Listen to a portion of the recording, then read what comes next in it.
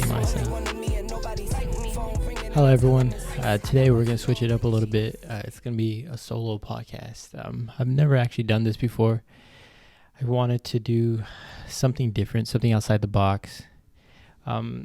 Yesterday was the 1 year anniversary of starting Escape from San Francisco podcast, and I just want to give thanks to those that helped me along the way. The reason why I wanted to start the podcast was because I was very interested in just storytelling. I like to talk. I talk way too much. But in my career in the field that I was working with, I was actually a counselor. So I listened.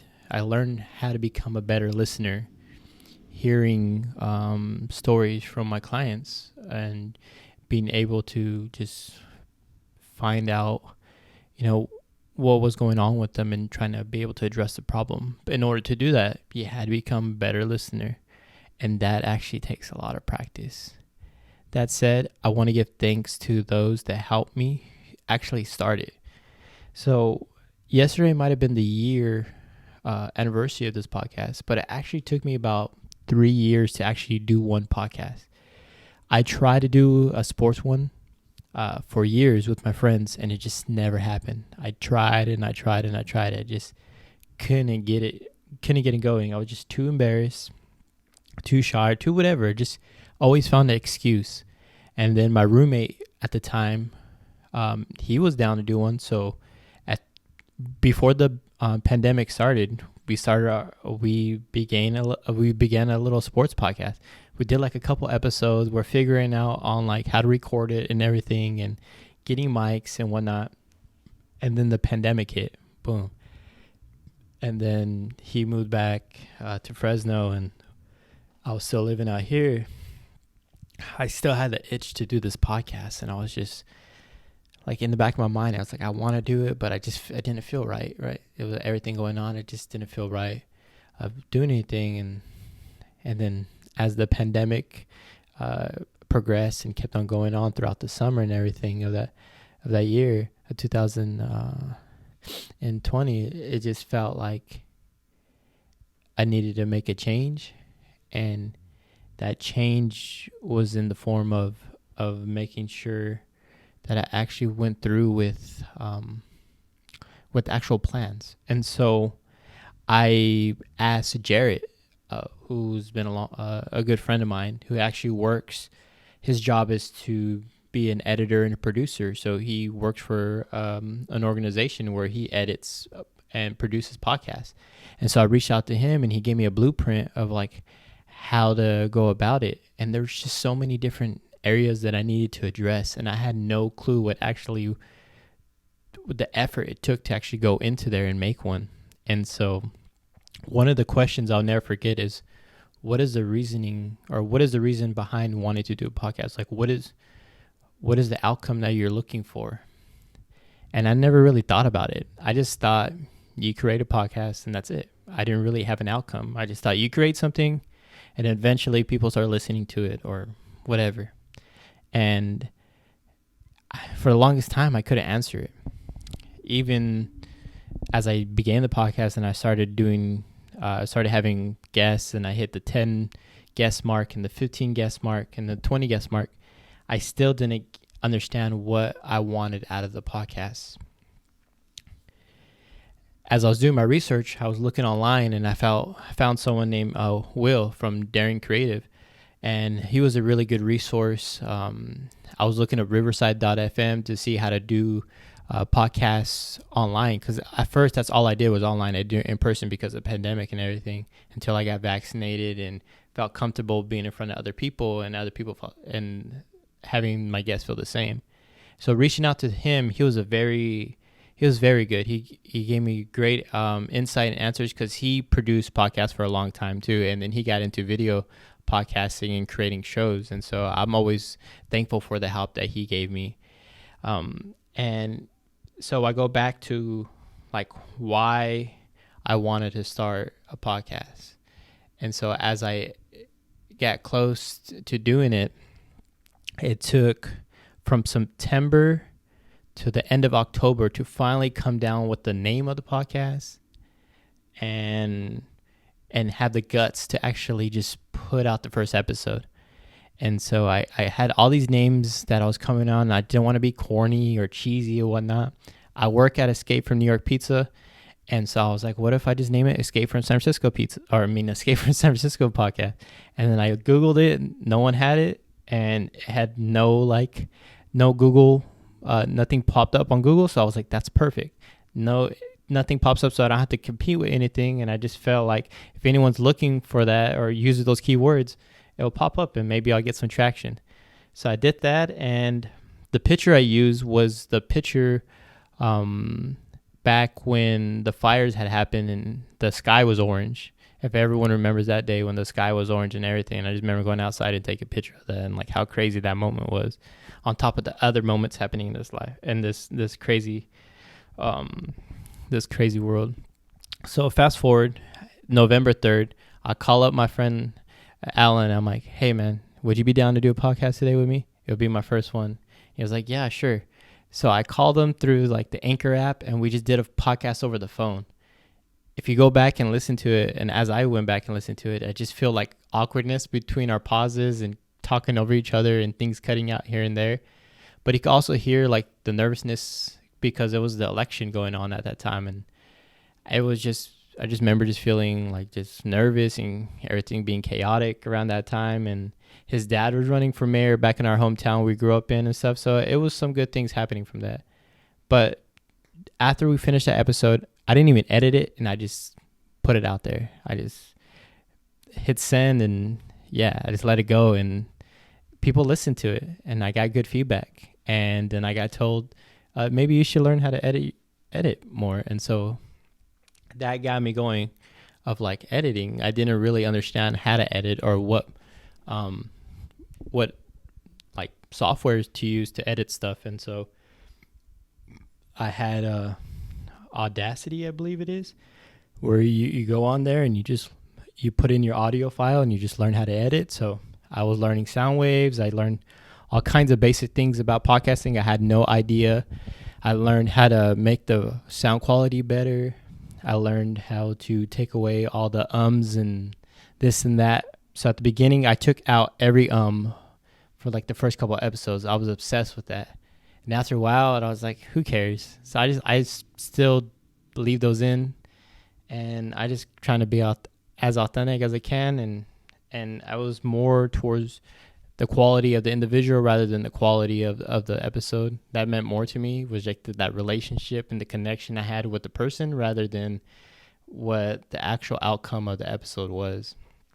And so I got into the world of editing, and so I was learning how to do video editing. I was learning how to do audio editing, and from that actually connected me with other people. I became a video editor for a very brief moment, and I'm not good at all, but I learned for a little bit. And then I became an audio editor for a couple of other people that were starting their own podcast. So it's helped me learn what direction I want to go into. What I wanted from podcasting was just to be creative. I wanted to create things, and I wanted to learn how to do different, styles and just express myself. I've never really used social media like that. I was always very closed off. I've always had my profiles private. This is the first time I ever had a profile that was not private and that I shared like things about myself that I never shared before. And so I've always been really like I'm saying, like private on my social media. I was never really out there like that. And so this was a big change for me, is learning how to be more open in front of other people. And it's not like I'm a very charismatic type of person, and I enjoy having conversations with others. So that was not the issue. I just very worry about what I put out there, because I always know that it always comes back. And so for whatever reason, I just never like putting myself out there like that. And so what I wanted from this is just to break that a little bit and also learn like some creative side. So from that, I've learned how to edit somewhat. I learned how to create my own little shows that I'm having fun with. I've learned to get out of my comfort zone and to ask people to come on the show. Before, I was always so scared to do that, and so now I just always ask people. If the worst they could say is no, and if it's no, then it's cool. I mean, I move on, and I try to find just give someone an opportunity that will give me an opportunity as well. So just coming out of my shell a little bit, and letting people know who I really am from my side of view, but also getting to know the other individual and bringing their story to light. And that's the best part about all this. What I want now from a creativity standpoint is that I want to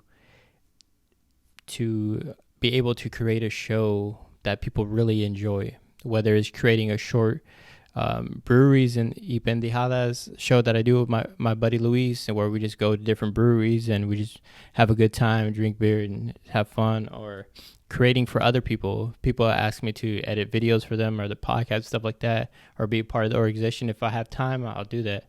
I'm not looking for money, anything like that. So I haven't really went further into that to make it more of a career. I thought I wanted to at one point to go further into it. Maybe it could become a career for me. But I realized I didn't really want that. So I stepped back out of that because I realized money wasn't the motivator. It was the creating that was more, is more fun for me. And maybe in the future, I might take it more serious and go into it.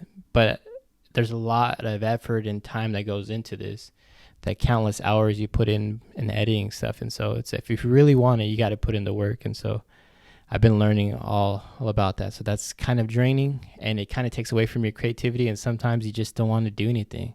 And I have to learn to like relax a little bit. So going back to the beginning, when my friend Jared asked me, what do you want to come out of this? I realized what I wanted now. And it was a sense of community. It was a sense of connection. And it was just building upon relationships. When I moved to the Bay Area, I was really young. I left high school, 2011, and I went straight to San Jose. Right when I graduated, like 2 weeks later, I went straight to San Jose because I was playing baseball at Gavilan and Gilroy. And I played there for a couple years, and I was out there. My girlfriend was here at San Francisco State. So I was in Gilroy for a year, and then I moved to Hollister. So I was in that area. Didn't really come up here to San Francisco area that much. The farthest I went was San Jose. I'll come up here every once in a while. Went back home for a year, and then I transferred to Cal State East Bay in 2015. And there, I've been here ever since, in the Bay Area right here. And so I fell in love with the Bay Area here, but I also didn't have that connection. I didn't have the relationships with people, friendships and bonds and stuff like that, like I had back home, or like I had during my days of playing baseball. That was gone for me. And so I really, really wanted that. Coming from a small town, I really value those, and I really value relationships. I'm one that I don't fake what I try to do. I really honor and value those. I don't try to get things from other people. Like, I genuinely do care. Like, if I meet people, like, I try to do the most for them. Whether I support them, I'll buy what they're selling. I'll try to support them, whether it's, trying to do a post for them, whatever it is, or if they need someone to talk to. I'm very serious about, like, relationships with people. And so it's kind of hard for me at least, when you think you have, a good understanding relationship with someone, and it didn't really matter. We're really minuscule on like what everything was going on. And so like that kind of messes up with me. And I think I've always wanted that since I was little. I grew up in a big family, so we're always fighting for attention. And I just think growing up, I was just that kid that always wanted attention all the time, and wanted that compassion and friendship and shit. And so like, I think that's what I've been earning for a long time.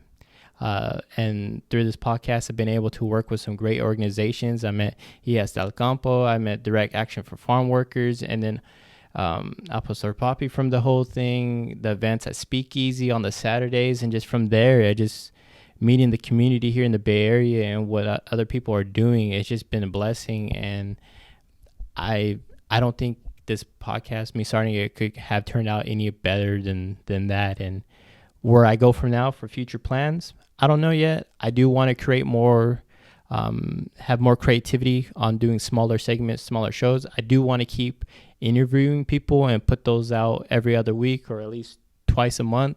I want to highlight people here in the community in the Bay Area, and see how far I could go with it. And if you have any recommendations for me, or if you want to come on the podcast, anything like that, you can always DM me, or I think my email is in my bio as well. So you always find a way to get a hold of me.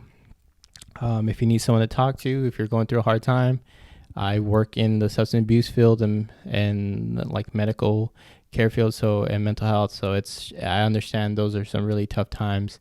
You can always reach out if you're looking for information on where to go or whatnot, as far as getting helpful advice. I can always link you to the right direction.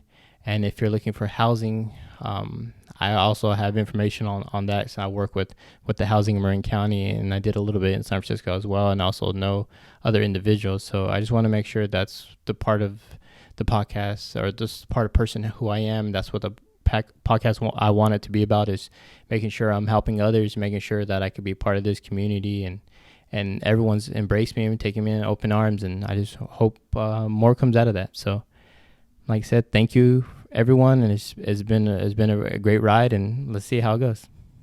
Thank you.